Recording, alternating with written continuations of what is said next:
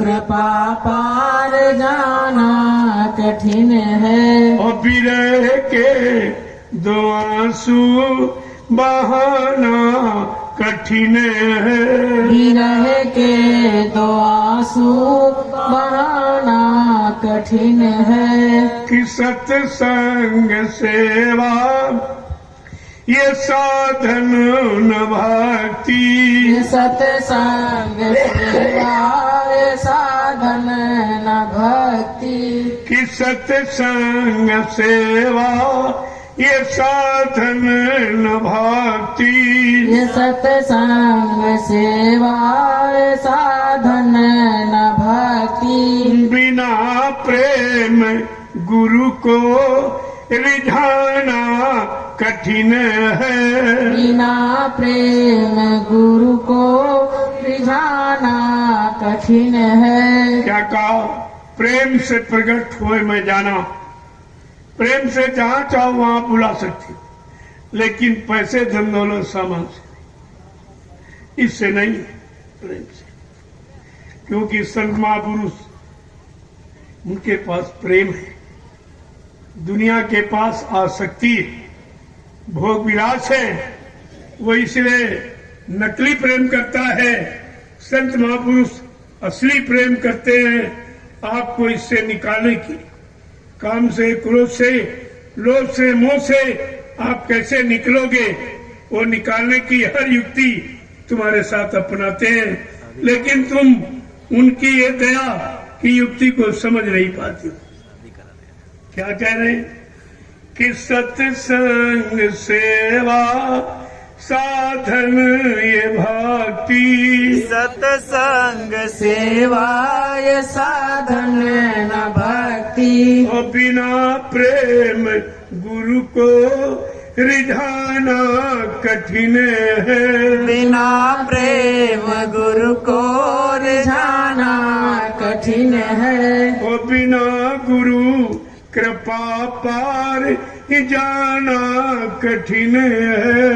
बिना गुरु कृपा पार जाना कठिन है। और विरह के दो आंसू बहाना कठिन है। विरह के दो आंसू बहाना कठिन है। बड़े भाग्य से अब किन्नर तन मिला है। बड़े भाग्य से अब किन्नर तन मिला है। और बिना हरि भजन मुक्ति पाना कठिन है। बिना हरि भजन मुक्ति पाना कठिन है। बिना गुरु भजन मुक्ति पाना कठिन है।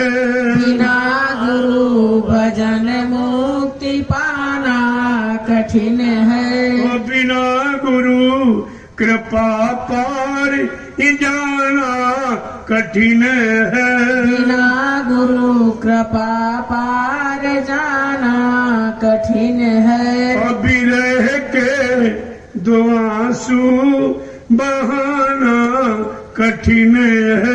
विरह के दो आंसू बहाना कठिन है। कि माता पिता सुत ये दारा बिरादर।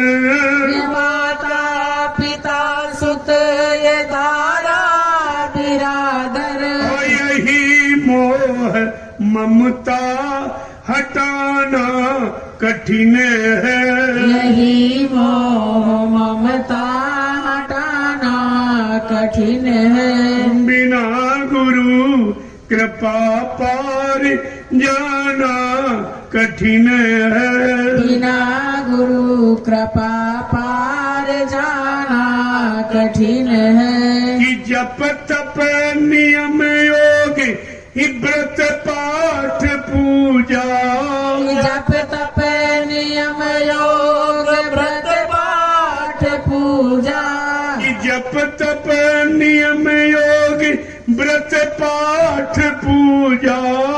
जप तप नियम योग व्रत पाठ पूजा।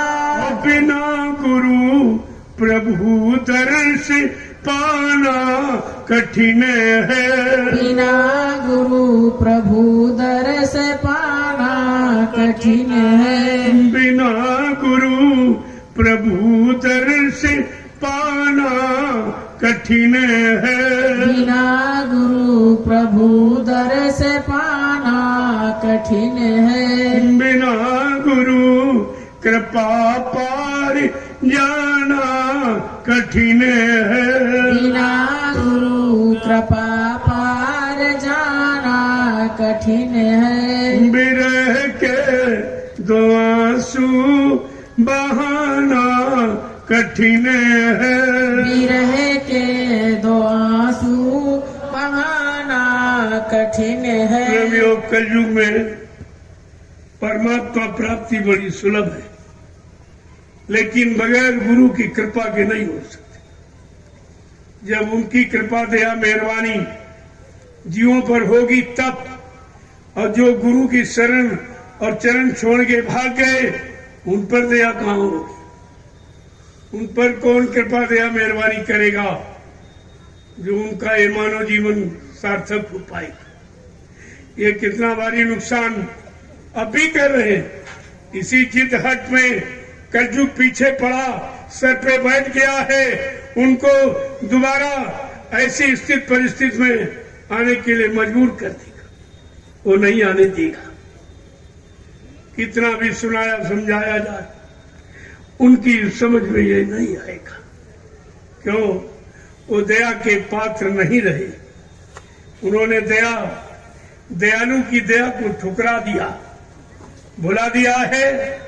अब वो दया पाने के अधिकारी नहीं, लेकिन बताया सुनाया सबको जाता, क्योंकि हमारे में कोई भेदभाव नहीं।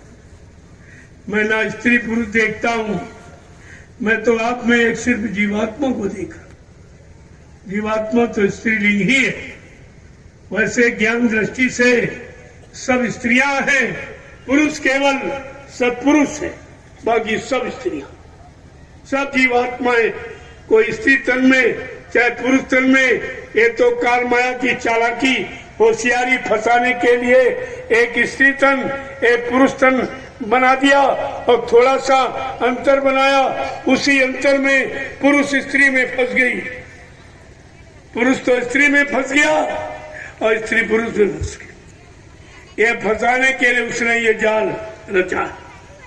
लेकिन संत महापुरुष उससे भी आपको धीरज से अलग कर देंगे, ऐसा अनुभव कराएंगे, ऐसा आपको रास्ता बताएंगे कि आप उससे बिल्कुल अलग थलग। यही उनकी सबसे बड़ी दया जीवों पर है, जो काल के किसी सामान किसी बोट में आपको फंसने न दे, निकालेंगे उनकी दया। लेकिन तुम तो फंसने की दया मांगते हो। शादी करा दीजिए, ब्याह करा दीजिए, बच्चा बच्ची दे दीजिए, धंधा व्यापार नौकरी चाकरी, ये सब क्या है? ये है काल का सामान। अब काल का सामान मांगकर क्या काल के देश में हमेशा रहना चाहते हो? क्या उसी के देश में रहना चाहते हो कि जीवात्मा को अपने सच्चे घर पहुंचाना चाहते हो? तुम्हें यही नहीं मालूम कि हम काल का सामान इकट्ठा कर रहे हैं, मांग रहे हैं, कि दयाल के सामान को इकट्ठा कर रहे मांग रहे? अभी तक जीव की समझ में यही नहीं आया। और तो बात बहुत बड़ी, ये नहीं सोच पा रहा कि हम जो इकट्ठा करें सामान किसका, जब शरीर भी काल का, ये भी तुम्हारा नहीं, और इसी को सजाने और खिलाने पिलाने में सारा समय खराब करना, ये भी तुम्हारा नहीं। ये काल की तो गुलामी कर रहे हो। काल के बनाए शरीर को संभालने में सारा श्रम समय पूंजी लगा रहे हो, तो तुम काल की गुलामी तो कर रहे। तुम यही नहीं समझ पाए हो, यहाँ काल का राज्य है, काल का साम्राज्य है, काल का देश है, और काल ने अपने देश में जीवों को फंसाने के लिए ये सामान दे दिया। सबसे पहले शरीर आपको दिया, पहला बंधन देह का, दूसरा त्रियाजान, और चौथा पुत्र, और पांचवा नाती मान। बस इन्हीं में बस के आप रहते। और ये तुम्हारा है नहीं, ये किसी का दिया हुआ। किसी के दिए हुए सामान पर आपको क्या अधिकार है, लेकिन करते हो अज्ञानता बस। किसी का तो यहां झगड़ा है, कहा इसने हमको ये कह दिया। अरे तुमको कहाँ कह दिया? शरीर तो तुम्हारा है नहीं। अगर शरीर को कुछ कह दिया तो शरीर किराए का है, जिसका है वो जाने। लेकिन नहीं, तुमने अपनी मान्यता इसके साथ जोड़ रखी कि शरीर हमारा है, शरीर के लिए दुकान मकान जमीन जायदाद ये भी हमारी है, और इसके लिए बाल बच्चे और पति पत्नी रिश्ते नाते ये भी हमारे, यही हमारे हमारे कहते हुए तुम सही अपनों से बहुत दूर चले गए। सिर्फ तुम्हारी जीवात्मा तुम्हारे यहाँ कुछ नहीं, वो तुम्हारी। इसलिए संत महापुरुषों ने तुम्हारी असली चीज को तुमको समझने के लिए कितना प्रयास, कितना सत्संग, कितने दृष्टांत उदाहरण आपको देते रहते। किसी तरह तुम ये मान लो कि हमारी जीवात्मा है, और अपनी जीवात्मा के लिए आपने अभी तो कुछ नहीं किया। जो किया वो काल के दिए शरीर के लिए। इसी शरीर को खिलाने पिलाने सजाने में तरह तरह से सारा समय नष्ट बर्बाद कर रहे हो, और असली जीवात्मा जो शरीर को चला रही, शरीर को जिंदा रखे, और जिस दिन जीवात्मा निकल जाए इसी दिन शरीर मुर्दा हो जाए। ये मुर्दा ही है, जीवात्मा के कारण जिंदा।